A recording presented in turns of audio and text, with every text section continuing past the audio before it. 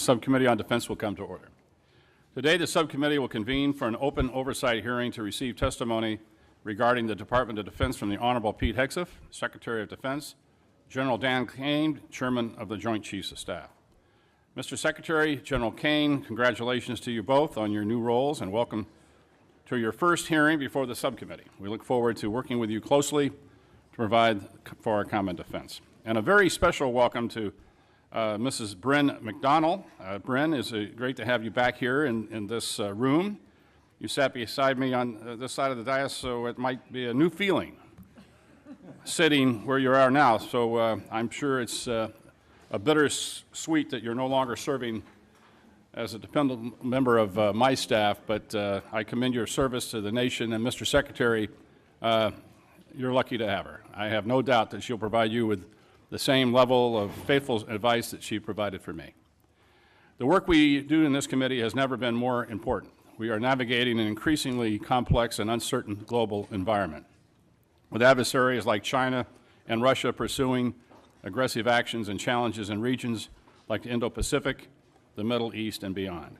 Our military must be prepared to meet those challenges, and that preparation requires substantial investments in both personnel and equipment. But we also must be responsible stewards of the taxpayer dollars. Balancing national security priorities with fiscal responsibility is a delicate but necessary task.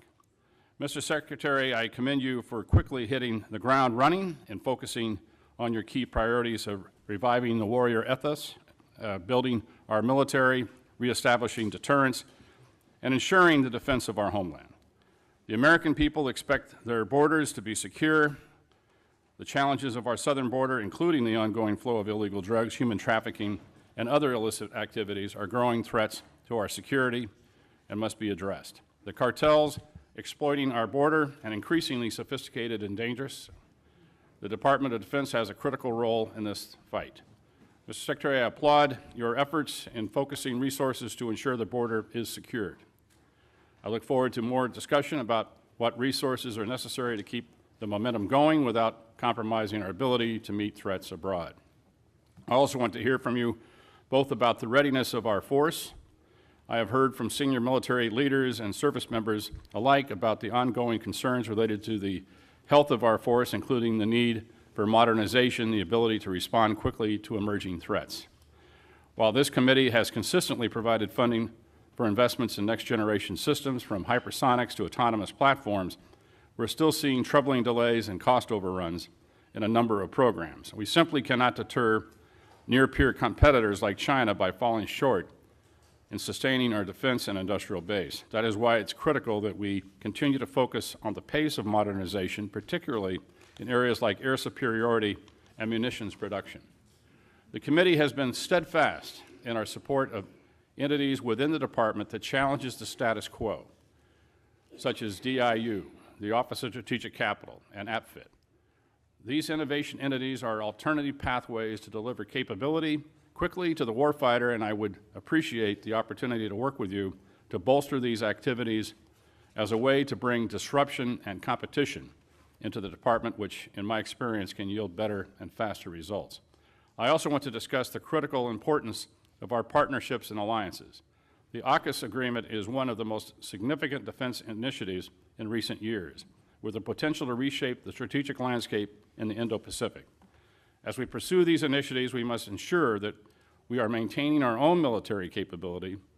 Our shipbuilding programs remain over budget and behind schedule and under-delivered.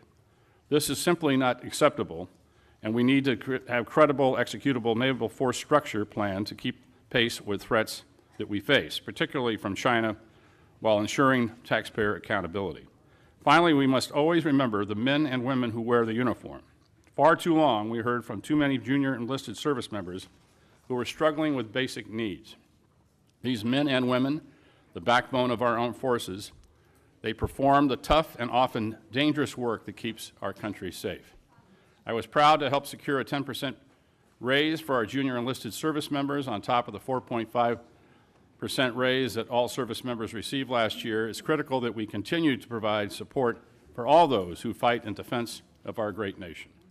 We ask a lot of our military, and the strategic landscape is more complex than ever. I look forward to a frank discussion on how we are matching resources to priorities and honoring our commitments to both readiness and to our people. I now recognize the distinguished ranking member, Ms. McCollum, for her opening remarks. Thank you, Mr. Chairman, and I'd like to thank all of you for appearing here today. And I'd like to thank all the men and women who serve in our military, both wearing the uniform and as civilians. As I say often, national security is holistic and not just defense spending. Do Americans have the health care that they need? Are we providing good nutrition to our kids so that they can eventually grow up strong and serve in our armed forces? Cuts to Medicaid and SNAP and the reconciliation bill put the whole of our society at risk, and I believe that this weakens our national security. Also, billionaires can have their tax breaks. It's also irresponsible for us to assume that you can fund the defense programs through an unstable reconciliation process. That's why it's never happened before in our nation's history. What else has never happened before was the Departments of Defense operating under a full-year continuing resolution. The CR was endorsed by President Trump, OMB Director Voigt, and you, Mr. Secretary. After enactment of the CR, the Department had 45 days to submit a spend plan to Congress. In many cases, it ignored congressional intent. OMB has an obligation to get money to the services so that contracts can be executed in a timely fashion. But every defense company, from the smallest startup to the largest prime, has told me it is going too slow. Time and taxpayers' dollars are being wasted. Our national security is being put at risk because of the lag time. CRs are simply wasteful. But the point of this hearing is the President's fiscal 2026 budget request, and we don't have it. It was due in February. Today is June 10th. 4 months from now is the end of the fiscal year, and all we have is a very rough draft. The DoD has failed to submit a complete request. So today we are forced to mark up at a rushed and, for me, an incomplete Defense Appropriations Act. I don't blame Chairman Cole or Chairman Calvert. The fault is squarely on the administration. But just like the CR, this has national security ramifications. We do not have the critical information, the granular details on the DoD programs that we need to make in order to be effective and efficient with our decisions. The President proposes, Congress disposes, and that's how our government works. How can I work with this administration in good faith when we don't have a full blueprint of the President's priorities? For example, Golden Dome at this point is merely a concept. It's not a plan. None of us have been briefed yet on how you intend to spend $175 billion or deliver this program in 3 short years. We do not know if priorities like Golden Dome, if they do not survive the reconciliation process, what will the department do? You can't come back to this committee and ask us to fill those gaps. Defense spending should never have been included in reconciliation. Mr. Secretary, it's still incumbent upon you to provide us with the real budget request. That's the only way to finish a full-year bill that will address DoD's complex issues, like delays to the Virginia and Columbia-class submarine programs, the skyrocketing cost of the Sentinel program, ensuring our F-35 fighters are operational, and taking care of the quality of life issues for our service members and their families that they deserve. We also must understand the administration's approach to geopolitical concerns, like Russia's illegal invasion of Ukraine, or plans to address the military capabilities of the People's Republic of China, or adequately support our future military posture in the Arctic as the polar ice cap continues to melt. We don't know the answers because the administration has not submitted a budget. Mr. Secretary, let me close with this. There's no secret that we have some serious disagreements. The President's decision to call the National Guard troops to Los Angeles was premature, and the decision to deploy active duty Marines as well is downright escalatory. Active duty military has absolutely no role in domestic law enforcement, and they are not trained for those missions. I ask you, Mr. Secretary, and I ask the President, follow the law.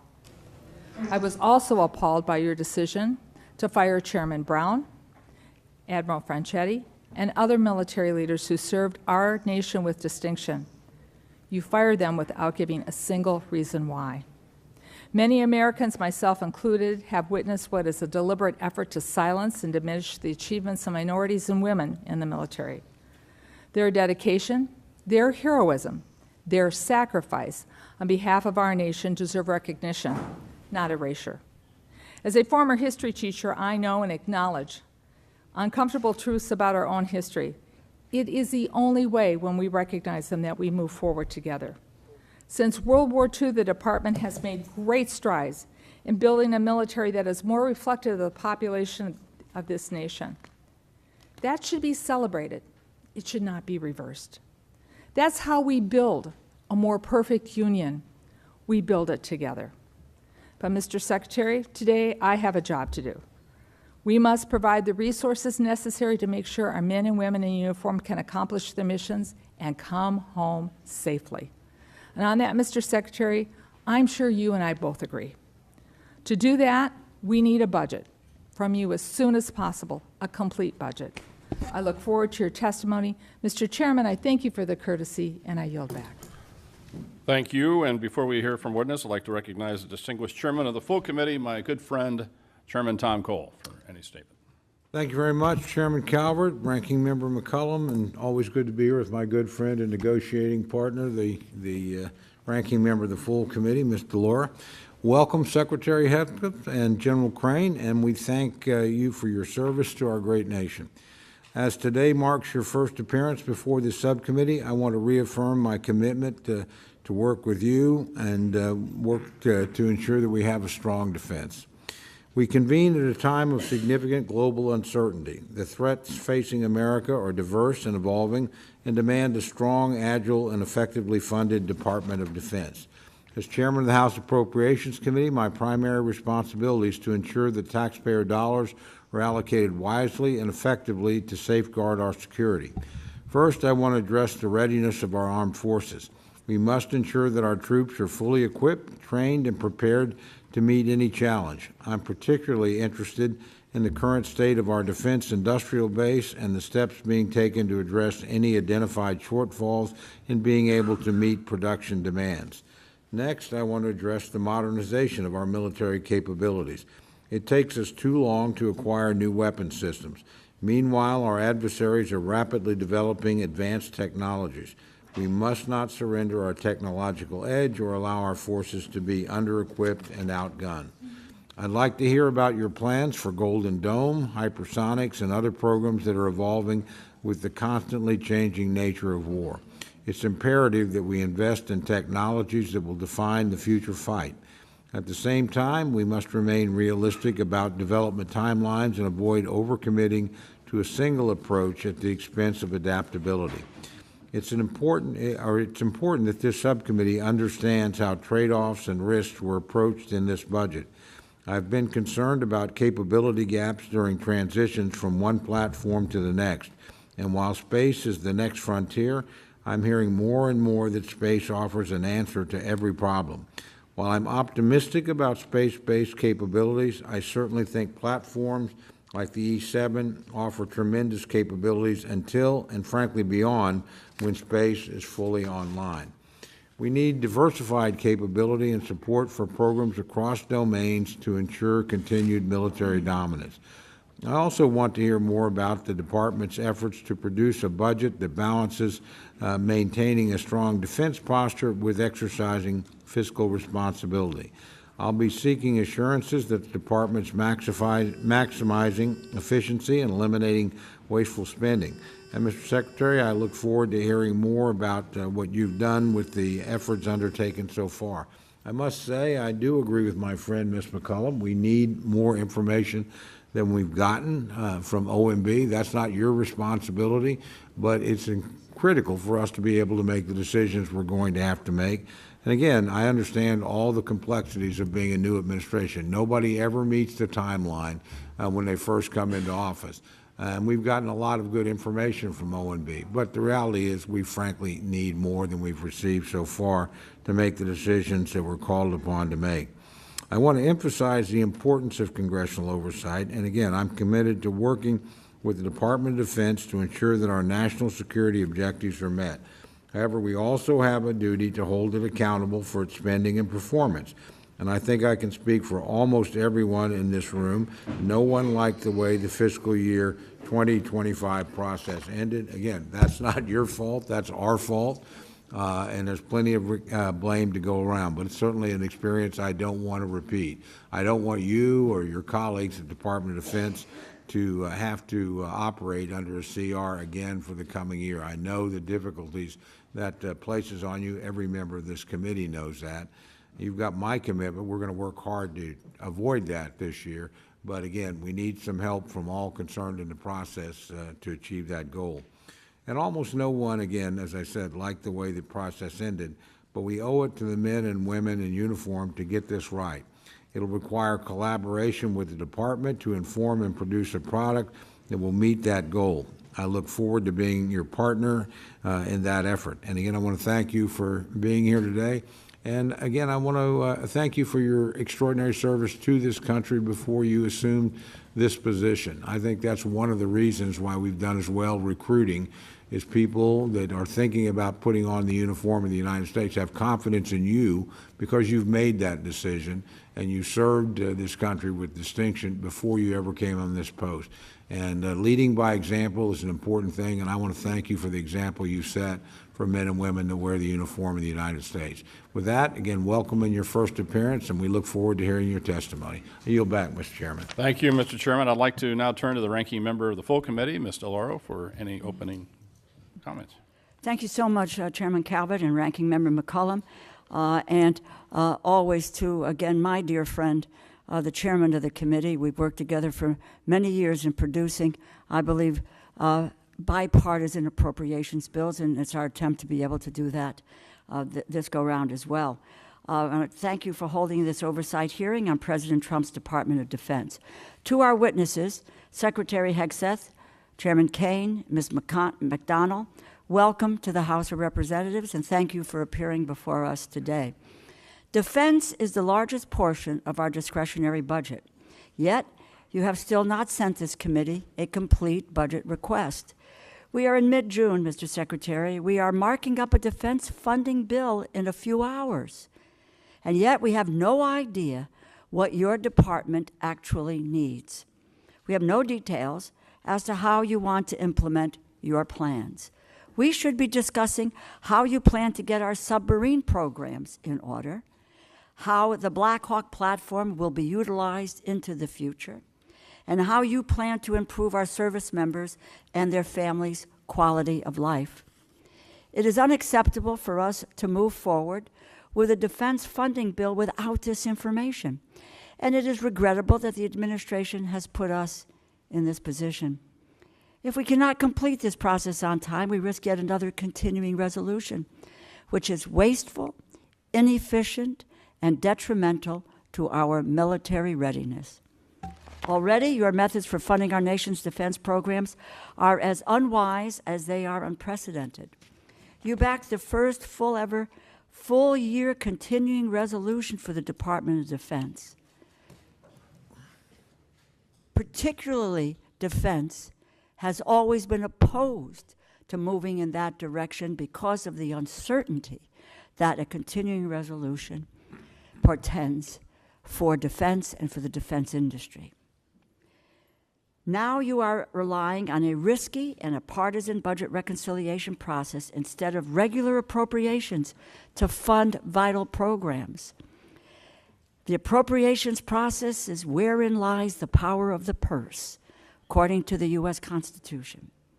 However, this is still an essential opportunity for oversight, and the Department of Defense under your leadership is in desperate need of it. Your tenure as Secretary has been marked by endless chaos. Your first day in office, the Inspector General, whose job is to investigate waste, fraud, and abuse, was fired. Weeks later, you dismissed the chairman of the Joint Chiefs of Staff and 5 other admirals and generals. Your careless sharing of military secrets in a non-secure signal chat, which could have placed American airmen in danger, led to the firing of former National Security Advisor Waltz. You have directly fired several of your top advisors, and the ranks of civilian staff have been decimated within key agency posts, including the Defense Health Agency and the Missile Defense Agency.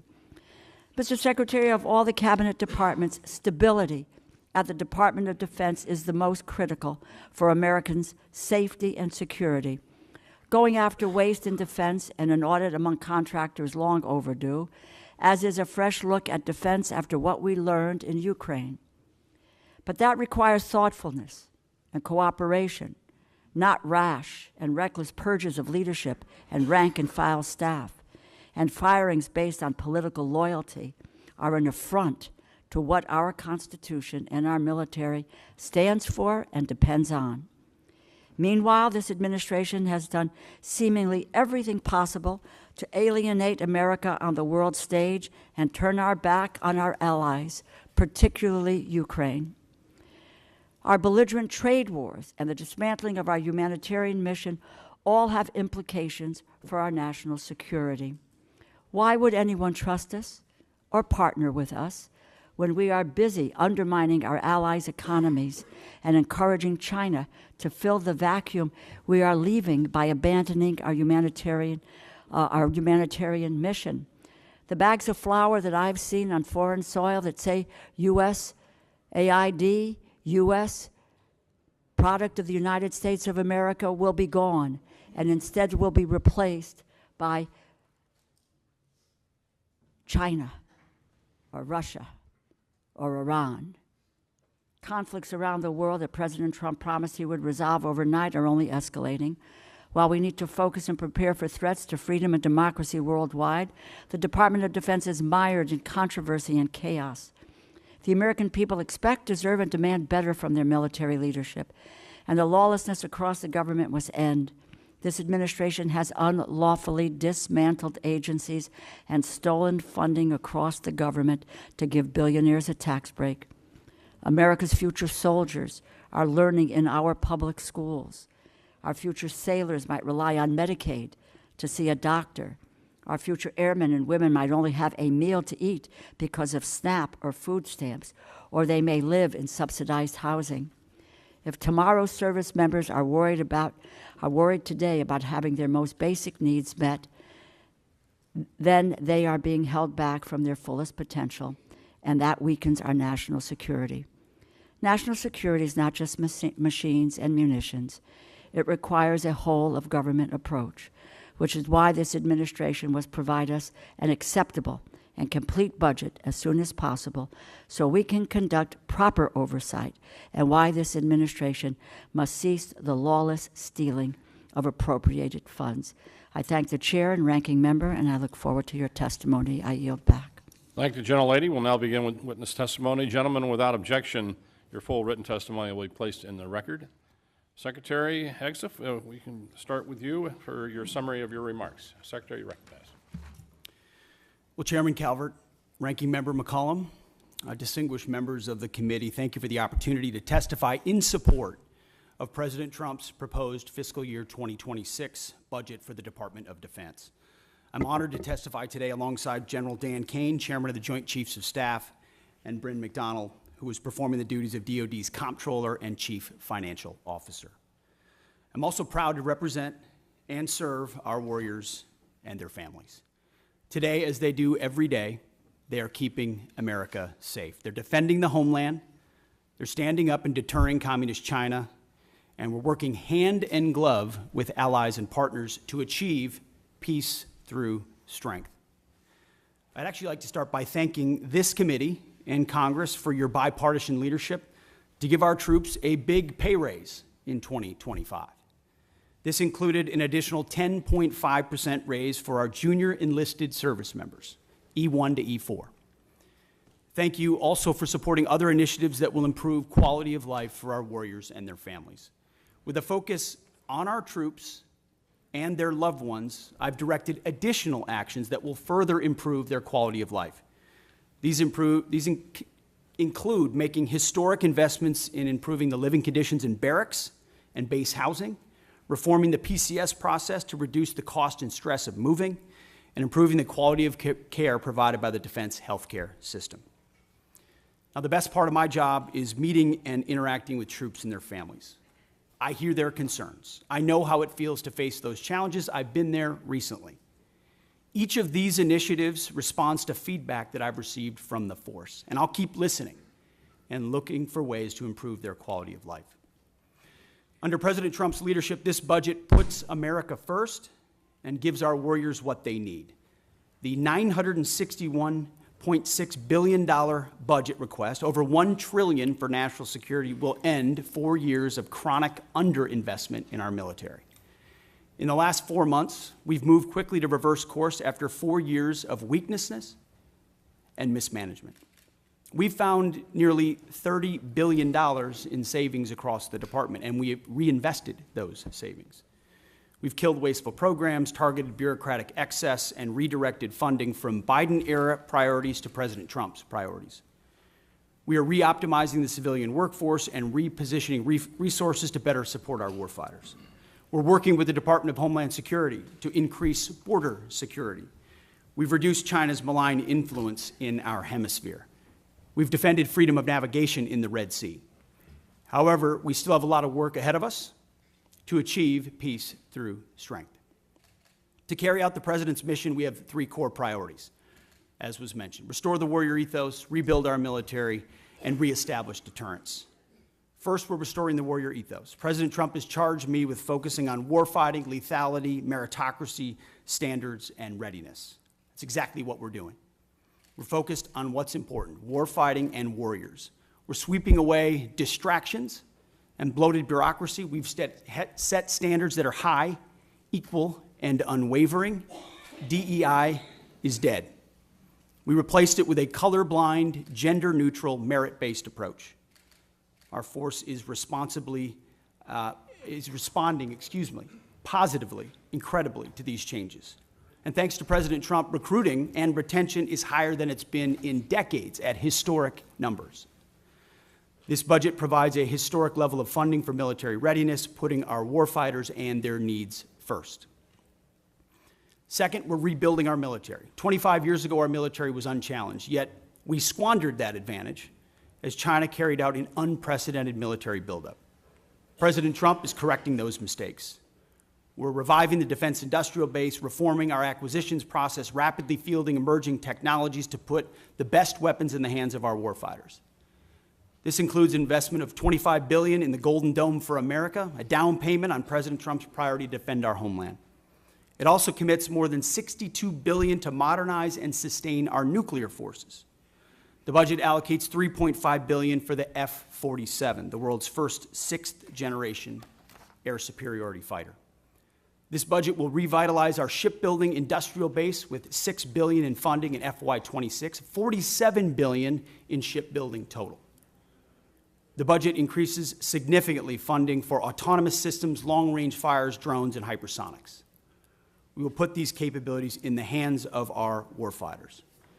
Third, we're reestablishing deterrence. When our opponent sees our well-equipped, tough-as-nails warriors, they will decide that today is not the day to test American resolve. Credible deterrence starts at home, and it starts with securing our borders. We will achieve 100% operational control of the southern border, with crossings already dropped 99.9%. It also starts in our neighborhood in the Western Hemisphere.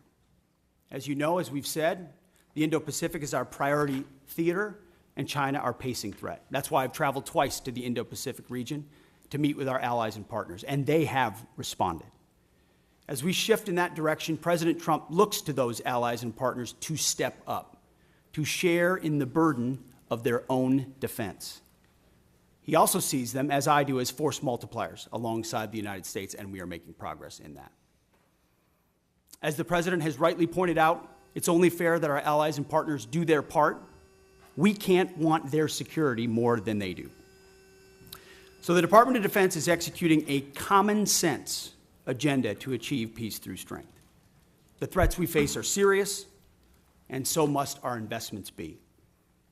So what this budget does, it matches capabilities to threats. We must overcome decades of neglect and decline. We must fortify our position as the world's most lethal fighting force, and we must act fast. This committee is our critical partner in everything we do, and your leadership and oversight is essential. So we look forward to accomplishing these goals, to achieving peace through strength, to supporting our warriors, protecting our citizens and taxpayers together with you. May God grant us the wisdom to see what is right and the courage to do it.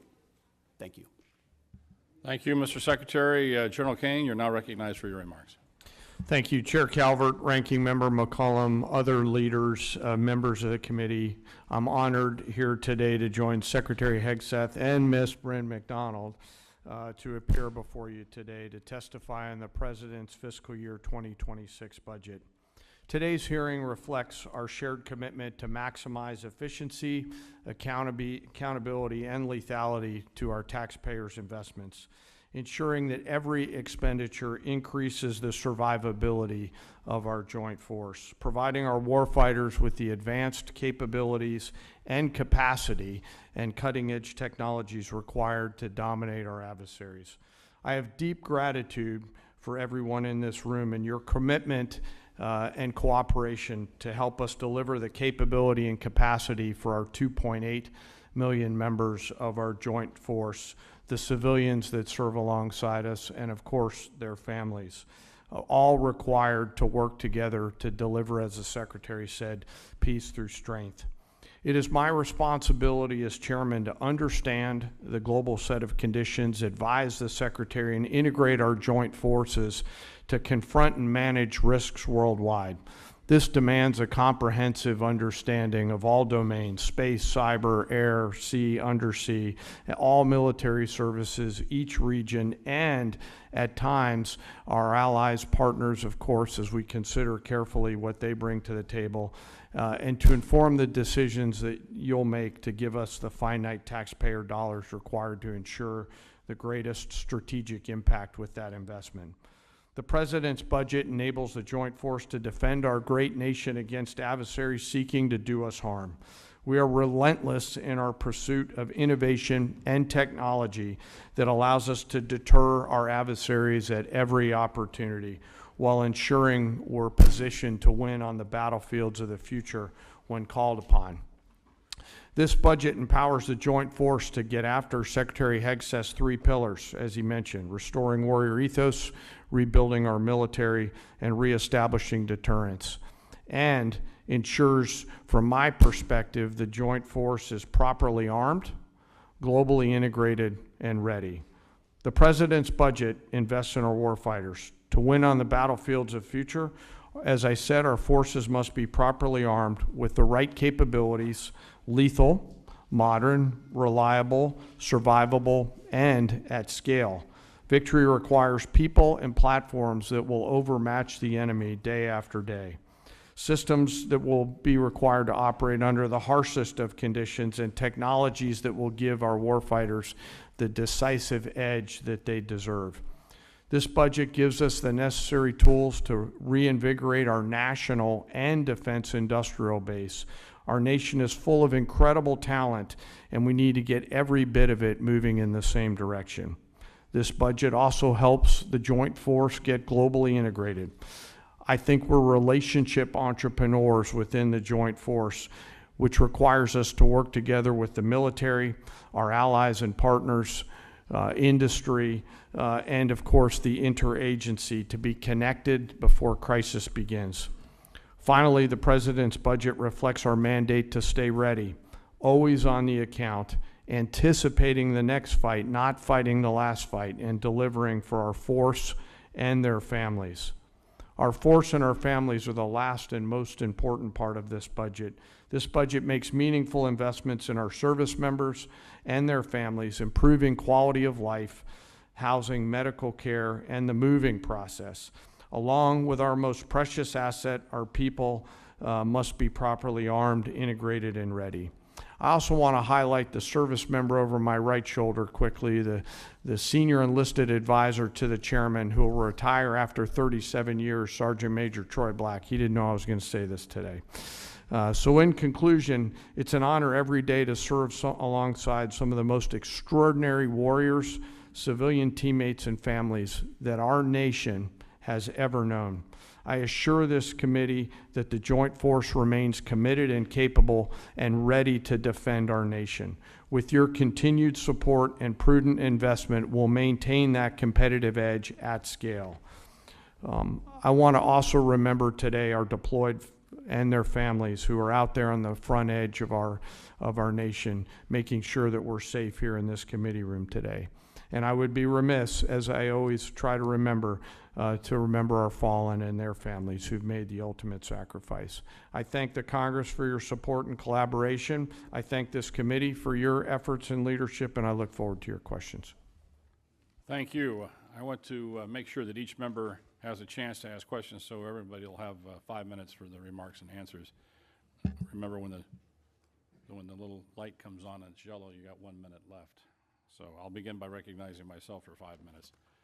Mr. Secretary, the department recently issued a memo reducing the civilian personnel at the Office of Director of Operational Test and Evaluation by about 74% and reduced the budget by 80%.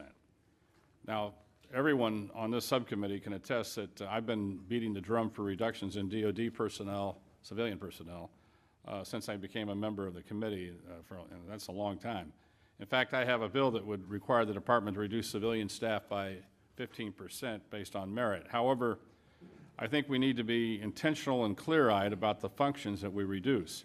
As you know, DOT&E was established by Congress in '83 to centralize and strengthen operational testing, ensure that weapon systems are rigorously evaluated for combat effectiveness, suitability, and to address deficiencies in oversight and standardization within the Department of Defense. And there's a lot of examples of DT&E catching flaws that would have catastrophic consequences for our military, including loss of life. One example is the M2, M3 Bradley, which was designed to transport troops, provides fire support. The Army approved a system touting the armor, firepower, and mobility. However, when the independent testing was done, it was found out the aluminum armor was not a good idea and was susceptible to failure. And early versions caught fire and burned. And so obviously we made changes and rectified that, and the Bradley's been a valuable part of our military ever since. But we share the same goals to create a more efficient, leaner DoD, but with things like Golden Dome coming along, we want to make sure that the technologies we pick are going to work and that we fund them accordingly. So I understand the reduction is seeking to remove duplicative functions. We're not interested in delays, and I know that that's really high on your list. However, a layer of independent testing is, I think, important. In light of that, with the reduction, how will you ensure that the military services tasked with testing and evaluating their own programs will not revert to past behavior which showed they would approve systems in order to meet operational needs or budget timelines? So with that, Mr. Secretary, see if we can have an answer to that. Well, Mr. Chairman, I appreciate the question. How we evaluated DOT&E was a reflection of the overall approach we take in the department, which is how efficiently do we operate?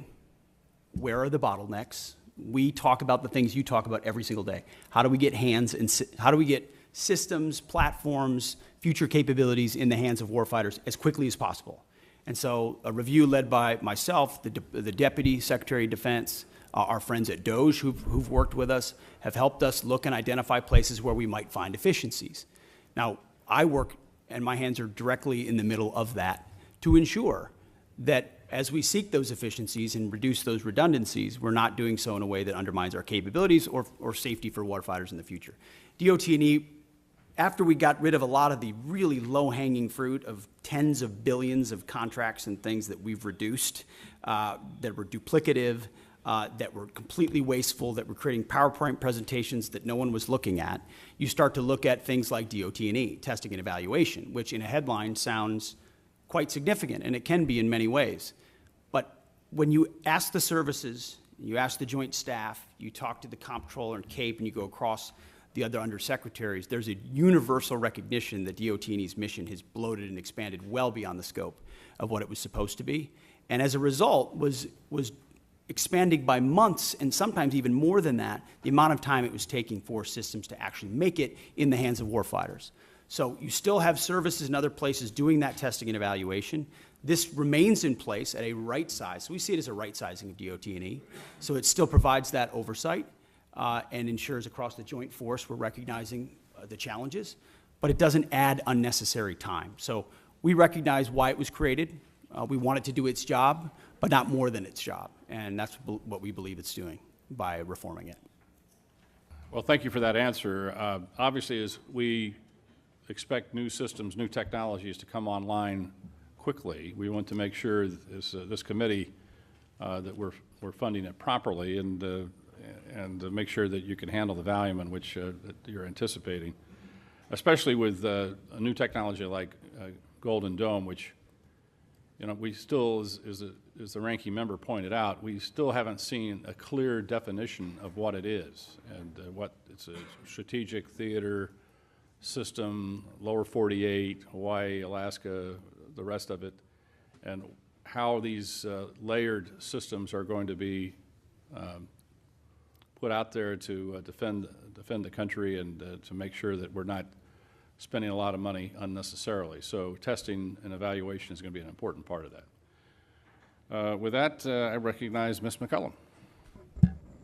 Thank you, Mr. Chair. Mr. Secretary, I plan to ask you some budget questions about the following: the cost of the Qatar plane, where the money from the Army's parade is coming from, or the National Guard deployments to the border, where that funding is coming from. I honor and celebrate the United States Army, but I'd like to know how much this parade is going to cost.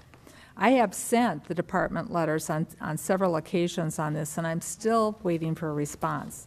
But then something else happened this weekend, and it needs to be addressed.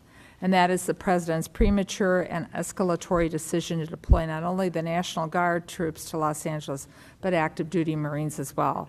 Mr. Secretary, we're both from Minnesota. I was in the Twin Cities during the riots that followed the murder of George Floyd. Tens of thousands of protesters took to the streets for days. Governor Walz made the decision to call up the Minnesota National Guard.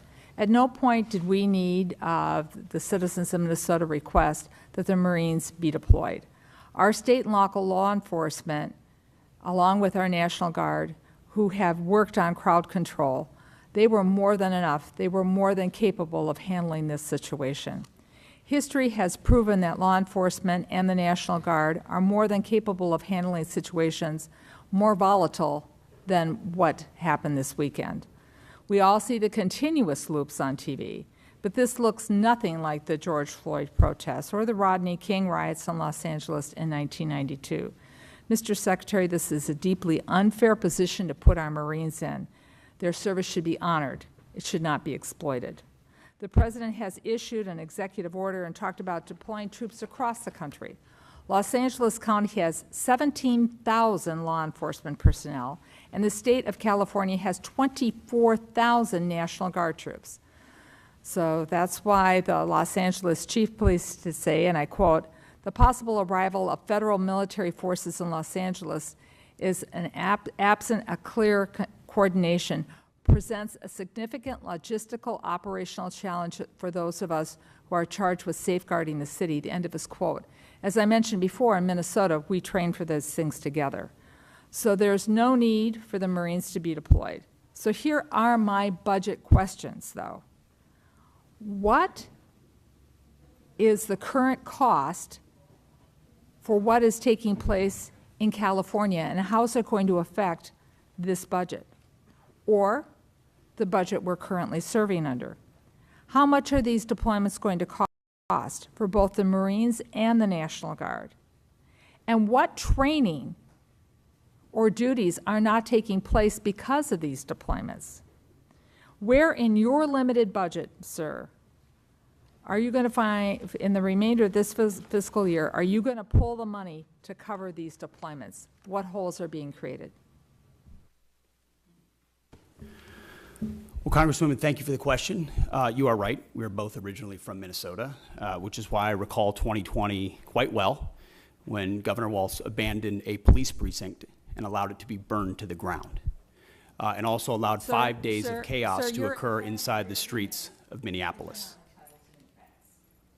The police precinct, ma'am, was abandoned and burned to the ground. And because of that, the National Guard was eventually far too late mobilized. And President Trump recognizes a situation like that, improperly handled by a governor, like it was by Governor Walz, if it gets out of control, is a bad situation for the citizens of any location. So in Los Angeles, we believe that ICE, which is a federal law enforcement agency, has the right to safely conduct operations in any state and any jurisdiction in the country, especially after 21 million illegals have crossed our border under the previous administration. ICE ought to be able to do its job, whether it's Minneapolis or Los I have Angeles. limited time. I asked a budget And they are question. being- Could the secretary please address the budget? Thank you. You asked about the situation in Los Angeles, and we believe asked about ICE the budget. agents should be I allowed to be asked about the safe in budget, doing sir. their operations, and we have deployed National Guard and the Marines to protect them in the execution of their duties, because we ought to be able to enforce immigration law in this country, unlike what Governor Walz did in 2020. There are 17,000 LAPD, you mentioned that. There would be 18,000 if not for the defund movement that folks like Gavin Newsom and Karen Bass have Chairman, implemented. If The police if- chief if, said Mr. she was Chairman, if overwhelmed, the secretary's not so we going to helped. ask the budgetary questions, I will yield back my time if the secretary refuses to answer the budgetary questions I put before him. They're important. What training missions aren't happening? Where are you pulling the money from? And how are you planning this in the moving forward? These are budget questions that affect this committee and the decisions we're going to be making in a couple of hours. If you're not going to answer them, please let the chairman know, and I will take back my time and I will yield it back to the chairman. Mr. Secretary, I want to just let us know what accounts you're pulling the money to fund. Thankfully, unlike the previous administration, we've got a 13% increase in our defense budget, and we will have the capability to cover down on contingencies, Mr. which is something the Chairman, National Guard I and the Marine back plan my for. time. So we have the funding to cover down on contingencies, especially ones as important as maintaining law and order in a major American city. As far as training, all of the units on the ground have been fully trained in their capabilities of what they're executing on the ground. Chairman asked for budgetary. If he needs to get back to the committee with the numbers, I'd appreciate it, both current and present. Happy to Thank submit you. them for the record.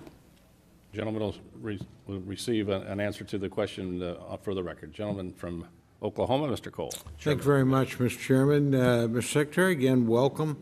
As I mentioned in my opening comments, I'm very concerned about retiring legacy systems. They need to be retired, no problem there, but doing it too fast and not having replacements coming online. I've got a particular concern where E3s, as my colleagues know, AWACS, there's 31 of them in the fleet, or there were. 15 have been retired since 23. They fly out of Tinker Air Force Base for the most part, which is in my district, hence my parochial, but I think legitimate interest here. Very interested in seeing, and this committee's done some important work in positioning us to acquire and field E7s. It's not a new technology. Our friends in Australia use it. Our friends in the United Kingdom use it. It's much superior to what we have. And so, again, this is one of the areas where we're concerned where we don't have the budget information from OMB we'd like. So I'm curious about what your thoughts are on the platform and replacing them. Do you have any idea about the speed and costs that you're planning to move in that particular area going forward? Well, I appreciate the question, Mr. Chairman. And priorities and decisions are what we're in the business of on the budget side, on the capability side. And I think President Trump has charged us with making the big, difficult decisions after a lot of deferred maintenance and deferred decisions to ignore parochial priorities in large part and focus on what the department needs and where it needs it and when it needs it. And that means some tough calls. And there are platforms we've supported as a result, and there's some platforms and systems that we won't support going forward because the services have requested it, or we've identified those are systems and platforms that don't orient toward a future threat. I mean, we've learned a lot from what's happened in Ukraine. We've learned a lot from what China is attempting to do and the systems they're building. So if we have systems and platforms that are not survivable in the modern battlefield, or they don't give us an advantage in a future fight, we have to make the tough decisions right now.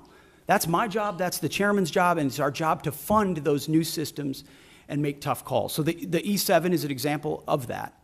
We're going to fund existing platforms that are there more robustly and make sure they're modernized.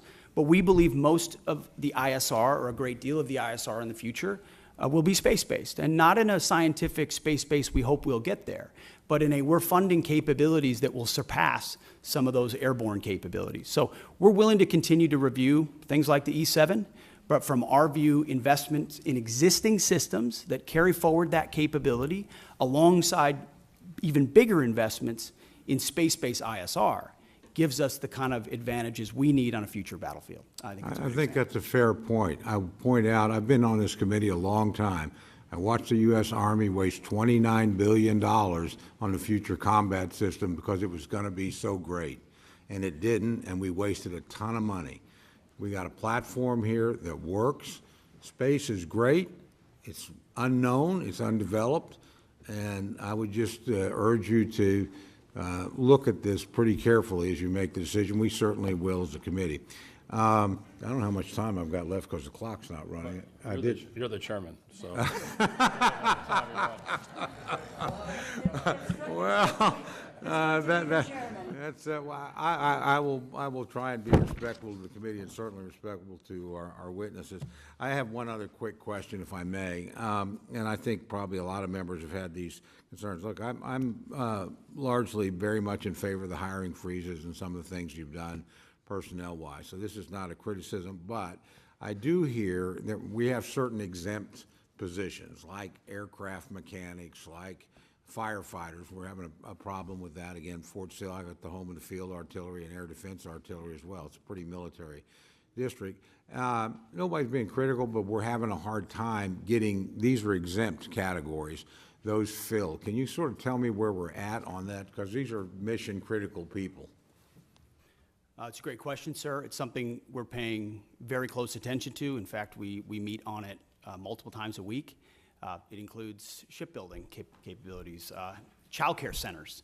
There are a lot of positions that affect our industrial base, our capabilities, or our families that we are working diligently to ensure we're getting those exceptions as quickly as possible, those waivers. But we're also trying to do right by right-sizing the civilian force, which has gotten too bloated too fast and has mostly been right-sized through voluntary separations through DRP. So I acknowledge that, and we can get you a full list of the exemptions as well to make sure you understand where we're making trade-offs. I'd appreciate that very much, Mr. Secretary. Thank you. Thank you, Mr. Chairman. Yield back. Thanks for your courtesy. Thanks. Gentlemen, Mr. Lauro. Thank you very much, Mr. Chairman. I'd like to focus, Mr. Secretary, my question on submarines and our national security, our military shipbuilding, and as I said specifically, submarines, critical investment for national security and for the economy of my home state of Connecticut. This is a yes or no question, Mr. Secretary. Do you agree that continued investment in the Department of Defense in submarine production is in fact critical to the United States national security and military readiness? Very critical. Okay, so yes, thank you, and we agree. They'll continue to be a critical asset to deter adversaries, sustain the advantage we have in undersea domain, and the Defense Department should continue to support these programs. What is the status of the Department's investments in submarine programs? 14% increase in FY26 on the Columbia, and a substantial increase in the Virginia as well. So we're ensuring a submarine industrial base that has been left behind, that has been neglected, is fully invested we to have make sure funded we're the speeding submarine up on base funding here. the submarines. More than half, and you can go back to last December, but I want to move on. Do you know where our submarine production currently stands, and whether current production is sufficient to bridge the gap between current fleet size and projected need? There is a gap, but we believe we are closing it, ma'am. Yes. And if you can get to us the information about how, in fact, that you can close that gap, because we do not have any information or data that can substantiate what you're saying. Your department's initial budget proposal includes incremental funding for the Columbia-class submarine. Is that going to raise alarm bells across the defense industrial base by signaling a lack of commitment to the program? No, we could not, ma'am. We could not be more committed to Columbia. The centrality in the triad, ensuring it delivers on time, it's central to the deterrent and the base of the United States. So Do we are you know very how much committed of to a that. financial hole this will create for the defense industrial base? Will there be a financial hole for the defense industrial base in 2026? Certainly not based on our projections. There is not a hole. We're investing in Columbia robustly. Okay, without numbers, it's my understanding the department is planning to move $3.1 billion for the Columbia class from 2026 and spread it over 2027 and 2028. This creates a serious problem for industry in the short term and hampers shipbuilders' ability to reach an adequate production rate. Have you been in contact with Electric Boat or with Huntington Ingalls about your plans? Almost every day, our Deputy Secretary of Defense, alongside our Secretary of the Navy, are actively engaged with all of our shipbuilders and shipyards to make sure their needs not only are being met, but their shortfalls are being addressed so that we can close that gap in real time, which has existed. So for that quite you some can really lay out for us the information and which we would like to get, this committee needs to take a look at, because I know you believe that submarines are important, as I do, but getting the specific information about where we stand, what the production rate is, what gaps there may be. We're willing to listen to all of that because, in fact, in contrast to what your earlier statement was, we have, in fact, supported mightily the submarine industrial base from this committee. That's not been neglected. Do you have a plan for making the investments necessary to ramp up submarine production to the necessary elections? I would just tell you, as part of the December continuing resolution, Congress included $5.7 billion for the department to put on contract for 2 additional Block 4 and 1 Block 5 Virginia-class submarines. The Navy advised members that these funds were required to be placed on contract by February of 2025. Yet the department did not put funding for the 2 additional Block 4 boats on contract until April 30th. So do we have a plan, do you have a plan for making the necessary investments to ramp up submarine production to the necessary levels?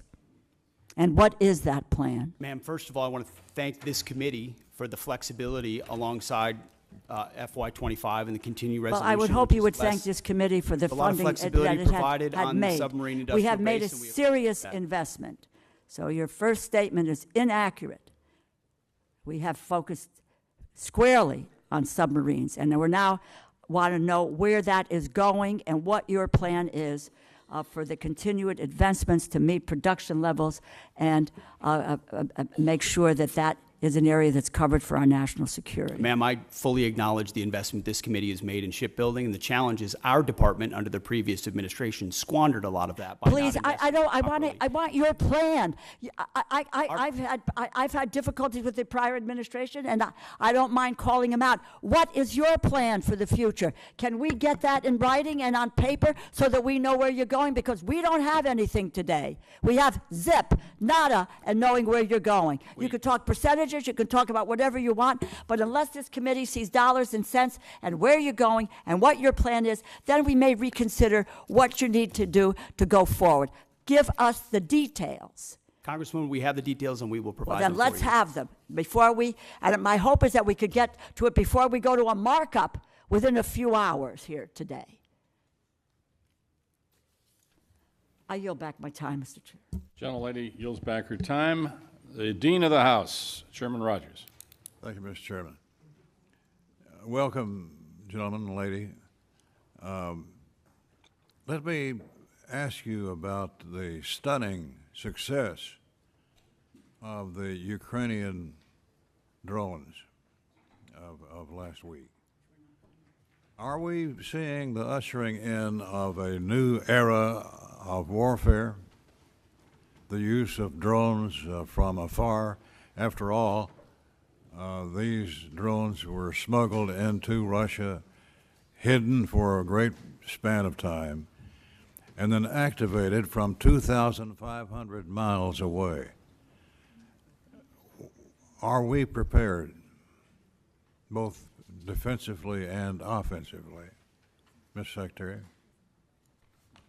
I'll answer that and then maybe hand it to the chairman. I would say, sir, it was a daring and very effective operation that we were not aware of in advance and reflects significant advancements in drone warfare, which we are tracking in real time inside Ukraine and taking that feedback to help us better understand how we can better produce more lethal, attritable drones, but also advance our counter-UAS systems so that we're not vulnerable to a threat and an attack like that. The chairman and I got together right after seeing that and saying, what more can we do to ensure we're prepared and our country's defensible against something like that? But I'll hand to the chairman. Mr. Secretary, Congressman, thank you for the question. I think it goes to your more strategic question about is the way and nature that we're fighting our wars changing, sir? The answer is likely yes. Mass numbers of rounds moving back and forth with precision and autonomy are all things that are advancing in the technology trend exponentially. One of the things that I've talked with some of the leaders of this community and committee about are buying capabilities along the technology curve or ahead of it. And so I do think it was a bold move, and it represents a new and different way of fighting wars as we've seen over the past few years in that particular fight, sir. What do we need to do to protect ourselves from a similar type raid by an adversary? Well, sir, intelligence is critical. Human intelligence, signals intelligence, every aspect of how we get ahead, get to the left of a problem like that. And certainly our department in conjunction, interagency, are focused on that. But then it's rapidly fielding the commercially available technologies in some cases, but others proprietary, whether they're EW, whether they're microwave, whether they're kinetic, to defeat drones either individually or in swarms in multiple locations against, protecting our people, protecting our installations, protecting our critical infrastructure, protecting our bombers. And some of that speaks to Golden Dome and what we'll do there, but you also have the particulars of the immediate. Our forward deployed troops, are they properly covered by counter-UAS systems? Do we have the best systems forward deployed? And that's something we're looking at every single day. We live in a dynamic operating environment, and the chairman knows this, the deputy, our policy shop, we are focused on ensuring that this is front and center, considering how central this threat will be going forward. Well, these are low-cost, high-tech weapons, if you will, and has been dominated by China. 90% of drones are produced by China, I'm told. What does that tell us about what we need to do here at home? Well, sir, it's not just, first of all, making sure we're less reliant on Chinese technology in any part of the supply chain, which is something we can speak to because that's been an aggressive part of our effort at DOD. But also recognizing it's not just China. Of course, Iran invests substantially in drone capabilities. And then learning a lot from partners on our side, like the Ukrainians who have developed systems and fielding that quickly. So commercially available, attritable, that we can produce at home is important to us. Congratulations to all three of you, and we wish you well. Yield back. Thank you, sir. Thank the gentleman for the question. Real quickly, is it the press stories accurate that 40% of the long-range bombers from Russia were destroyed in that attack? Is that an accurate number? So I'm not exactly sure what the percentage is, but I also know that I may not say that in open session. So I'll take that and get back to you through appropriate channels. Thanks, gentlemen. Ms. Capter. Thank you, Mr. Chairman. We welcome our guests. I come from a family of combat veterans going back a long time. And my comment is the use of certain words and what they imply. When I hear warrior ethos, and I hear it a lot from you, Mr. Secretary, I'm concerned. All the soldiers in our family, all of whom fought and received medals for their combat service, call themselves soldiers. Marines are trained to kill. In terms of domestic policing, our police and our National Guard at the state level carefully used, but also our state police are used in civil enforcement, and they are good. I don't need any reply. I just am concerned about what those words you often utter actually do in people's minds and change the language we have used since the founding of this republic. So that is a concern of mine. I wanted to go to the general and chairman, if I could. We've heard a lot this morning about defense industrial base.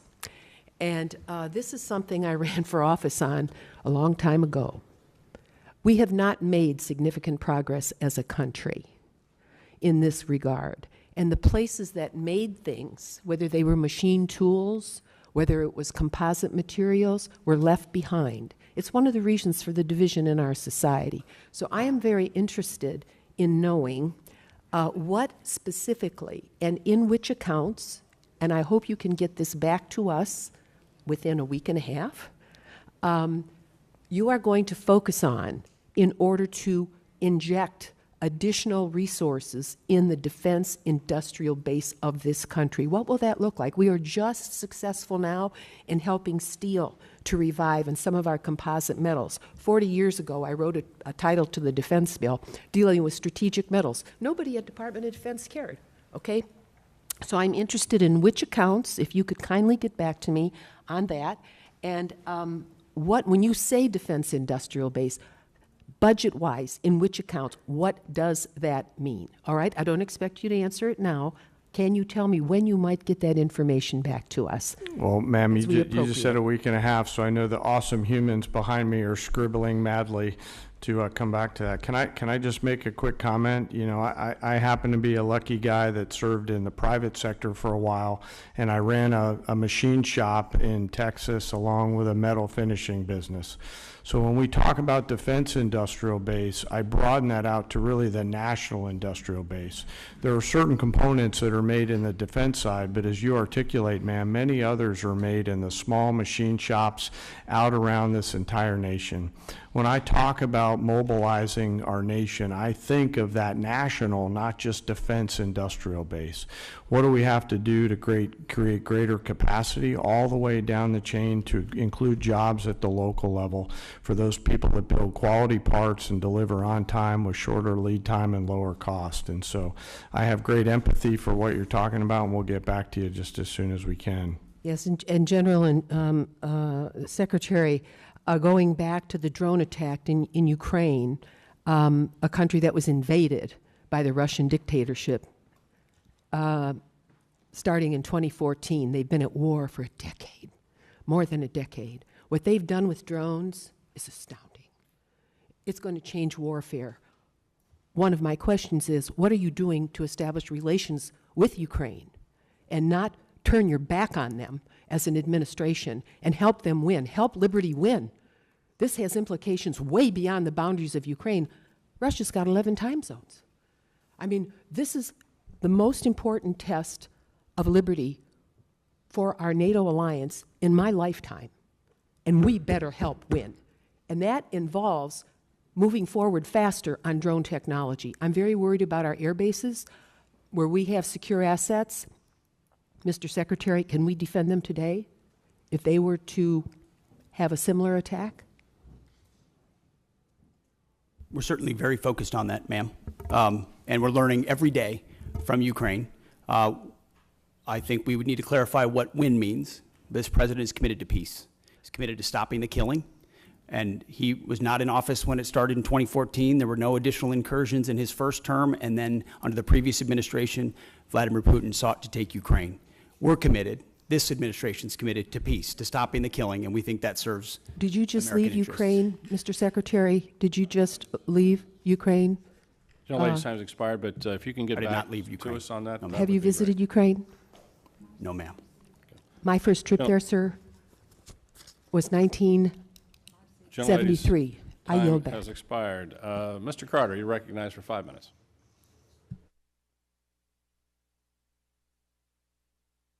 For your service to our country. We're very proud of you. I'm fully supportive of the Army's outgoing modernization efforts and the recent Army Transformation Initiative that combine the Army's Future Command with TRADOC to become the Transformational and Training Command. How are you both going to create a partnership between the Assistant Secretary of the Army for Acquisition, Logistics, and Technology and this new command to ensure the acquisition authorities are modernized and synchronized to achieve the maximum lethality and deterrence? I'll take that. Maybe I'll hand it to you, Mr. Chairman, as well. We are very encouraged and supportive of the Army's transformation initiative. General George has been critical to that, as has the Secretary of the Army, Dan Driscoll. And together, it's been a heck of a partnership and a willingness to get at the core issues facing today's Army and ensuring it is reformed and modernized to meet the threats of the future. One of those aspects is merging those commands. And I can tell you, whether it's the warrior ethos or lethality, that is central to why we make decisions, ensuring that we're not making decisions on behalf of bureaucrats or process, but to ensure we're getting the most lethal aspects of what we do front and forward as quickly as possible. And that involves things like Futures Command and TRADOC. And when you merge those things, you have to make sure you're getting rid of things that are redundant and pushing forward things that matter the most. But I'll defer to the chairman. Well, I've shared that commitment completely, and I share this transformation. What do you see as the fundamental capabilities of this command must develop to ensure that we have the lethality and deterrence necessary to succeed in Indo-PACOM? That's where the future is. Sure, I'll first echo the Secretary's respect and appreciation for Secretary Driscoll and General George. They are a team, and that's always great to see from a warfighter's perspective when you have such a nested combat pair, if you will, that are driving at the same set of objectives. I think there's clarity, Congressman, in the minds of both the Secretary and the Chief on the need for things like long-range fires in the Pacific. And in order to pay for those, they're making those difficult decisions down the Army Transformation Initiative in order to pay for them. Well, when we started talking about the Futures Command, one of the things that I was hoping we would do is we would not get a project stacked up on somebody's desk and stacked that high, and when he got down to checking on that, oh, that goes to you, and it goes on top of another, on the bottom of another stack that high. And so we get delayed and delayed and delayed and delayed in certain areas of bureaucracy. I think that is dangerous for our country as we look forward in Indo-PACOM. Yes, and that's sir. why I asked the question. Another issue that's very important, the department has historically relied on outdated production techniques of energetic manufacturing, which may have remained unchanged since the Second World War.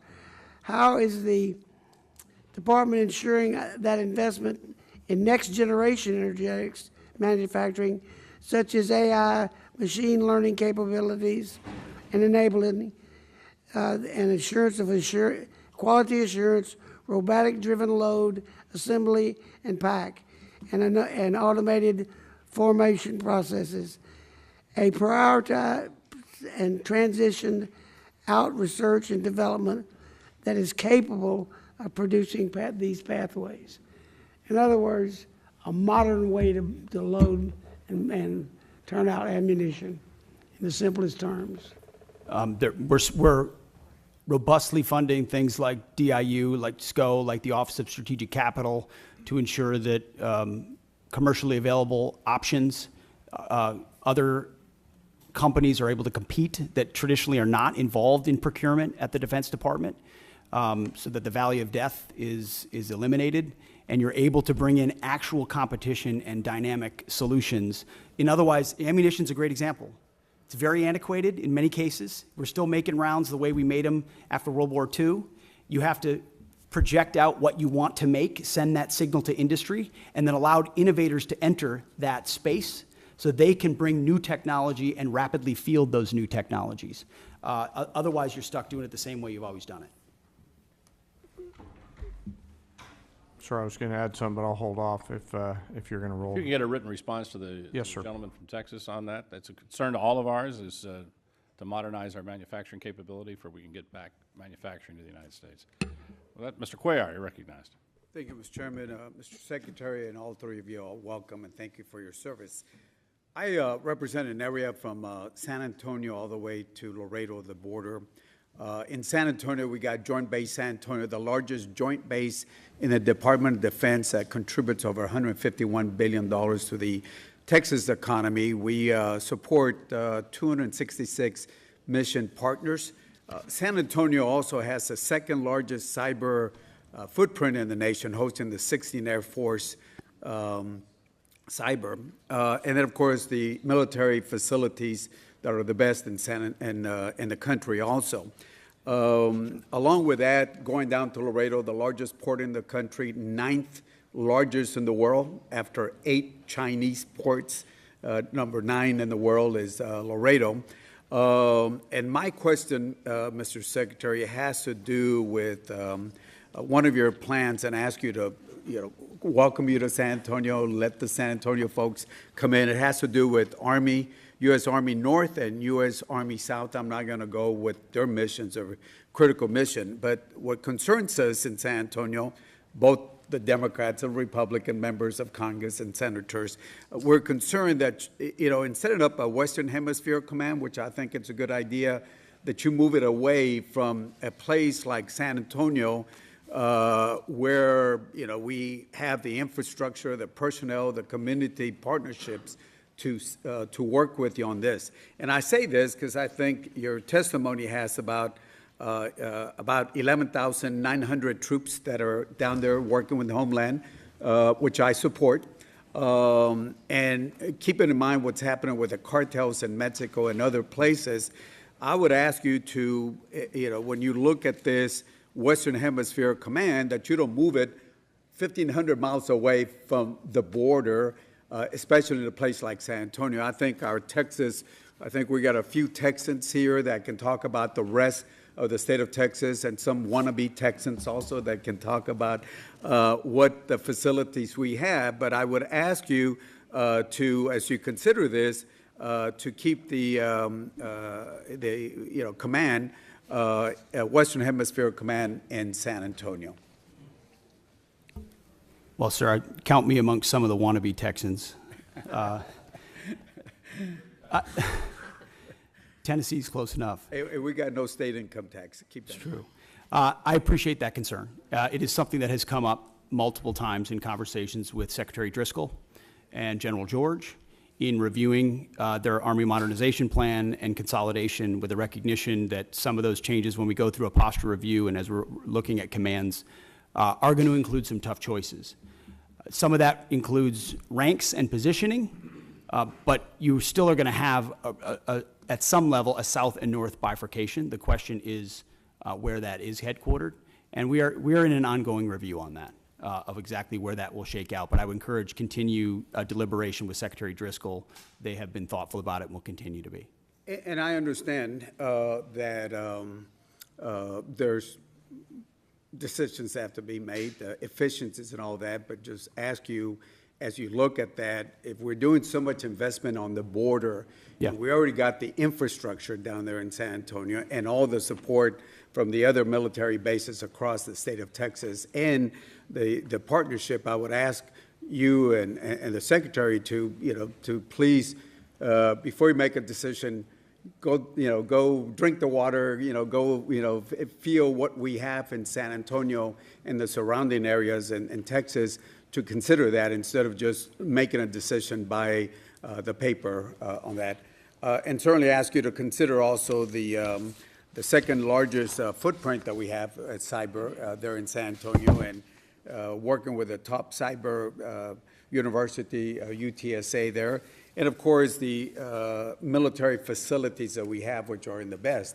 And certainly during the Afghanistan and Iraq war, that area was looked. So I just ask that before any decisions were made, consider making a trip to San Antonio and have your folks understand. I know some of y'all have been in Texas before, and would ask you to look at that. So with that, Mr. Secretary, and all of y'all, thank you for your service.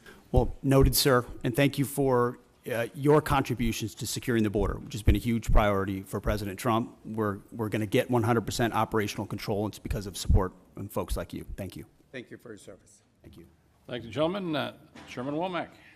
Thank you, Mr. Chairman, and my thanks to the to our witnesses here today. Secretary Hegseth, General Caine, thank you from the bottom of my heart and on behalf of this committee for your service to our nation. Obviously, we face a number of challenges and pacing threats across the globe in all domains, and we have to ensure that the joint force is ready to fight and win our nation's wars. So let me begin with General Caine. What risks do the recent force structure changes or proposals in the Army and Marine Corps present to the joint force, given your global force integration responsibility? Can you speak to that for a minute? Yes, sir. And I'll be mindful of the environment that we're in and speak broadly, and thank you for the question. You know, we are having to make some difficult choices to pivot some of the combat capability that we have now to the combat capability that we need in the future. Both services, alongside the Department of the Navy and the Department of the Army, are making those changes in order to provide us with the combat capability and capacity that we need at scale to create the dilemmas that we have to deliver for the joint force and our adversaries. So at this point, you know, we're doing the right pivots, Congressman, to make sure that we have the right depth that we need. Secretary Hegseth, both of you understand the unique value proposition that the National Guard provides the joint force, having served. And gosh, for a long time it was just me and Hal Rogers up here as the Guard guys. So it's good to have some company. As we're looking to be efficient with federal dollars, I always kind of believe that the Guard and the reserve component structure in general brought what I called value to the force. That I realize it's probably not at the same level of proficiency that the active duty counterparts might have, but they bring value to the force. And when we need to surge responsibly and quickly, then the Guard and Reserve are certainly at the ready to do that. My question is pretty simple. Can you both commit to ensuring that the National Guard component is resourced and equipped properly to meet not only today's operational demands, but those in the future? And I ask this question having had experience back in the day when the National Guard was more or less a reserve force, and it was only after 9/11 that we began to use the National Guard in a truly operational form. And I thought it did a lot of great things for the Guard. I thought it brought value to the force, and I worry sometimes that we may, you know, pivot back to the time when the National Guard is relegated to more of a reserve structure rather than able to surge with our forces in a moment's need and be able to deliver combat capability and combat service support capability when needed. Can you speak to that, Secretary? Sir, I think it's an excellent point. It does, the National Guard and Reserves bring great value, not to mention the civilian skills, the additive civilian skills that they bring. Completely recognize the shift that happened after 9/11. I was a part of that, as were many people in the Guard of our generation. I think we're entering an even another phase, especially under President Trump, with his focus on the homeland, where the National Guard and Reserves become a critical component of how we secure that homeland and apply those civilian sets across the spectrum. So when you're looking at, say, the Army, for example, what we need in the active Army vis-a-vis the National Guard will not be a reflection of what we need or don't need.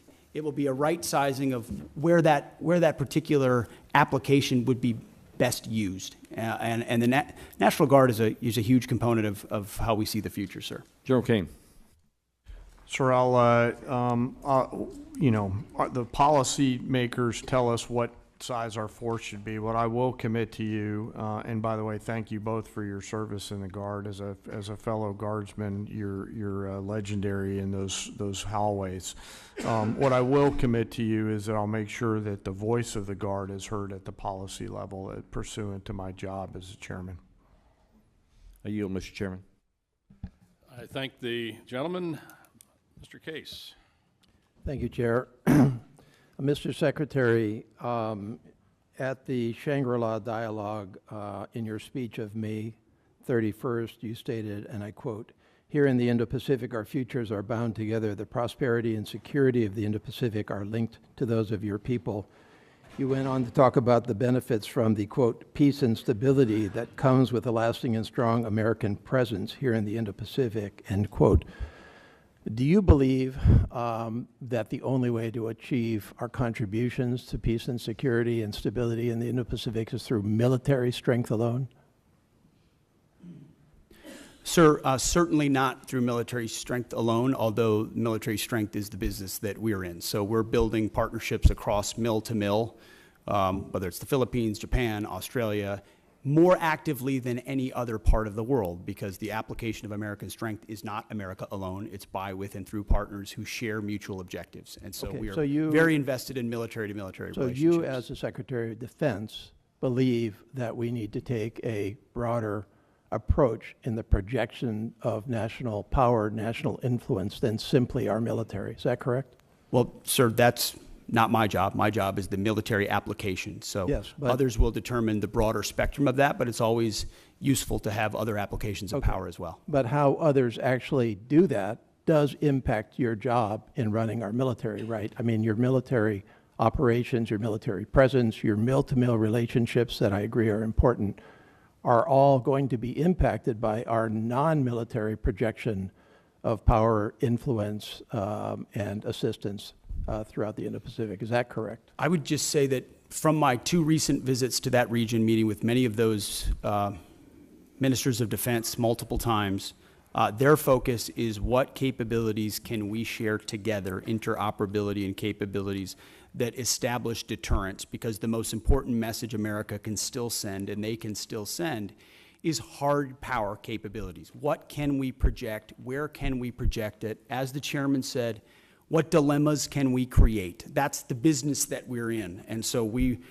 work with those partners that share common goals. And our militaries are working better together than they ever have. And I think and I that helps appreciate your support focus security. on the military side. That's obviously directly your job. But I'm asking you to think and comment more broadly on our big picture approach to the world. This administration, for example, has proposed to reduce the State Department by $8.3 billion, the Economic Support Fund, the Development Assistance and Democracy Fund, and the Assistance for Eurasia. This administration has illegally sought to destroy the U.S. Agency for International Development, and in its budget request, reduce it significantly down to close to zero. This administration has proposed to reduce the international narcotics control and law enforcement effort by $1.2 billion. This administration has proposed to eliminate the Millennium Challenge Corporation, or not eliminate it, but reduce it by $1 billion, a significant reduction. One of our principal agencies that assists us with meeting the needs of the Indo-Pacific in the infrastructure area, and what I think